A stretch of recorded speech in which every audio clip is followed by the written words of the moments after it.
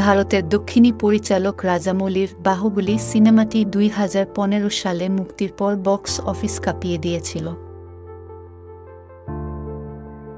Superstar Prabhas অভিনীত বাহুবলীকে এবার নতুন রূপে নিয়ে আসছেন রাজামৌলি। টাইমস অফ ইন্ডিয়ার প্রতিবেদন অনুযায়ী সম্প্রতি রাজামৌলি তার এক্স হ্যান্ডেলে একটি ছোট্ট ভিডিও শেয়ার করে লিখেছেন, জনগণ যখন মাহেশমতি বলে চিৎকার শুরু করে, তখন মহাবিশ্ব আটকাতে পারবে না বাহুবলীর প্রত্যাবর্তন। আসছে বাহুবলী, ক্রাউন অফ ব্লাড।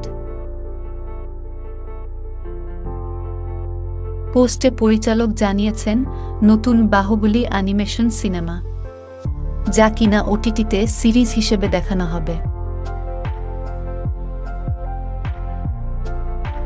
খুব শীঘ্রই সিনেমার ট্রেলার সামনে আসবে বলেও জানিয়েছেন রাজামৌলি।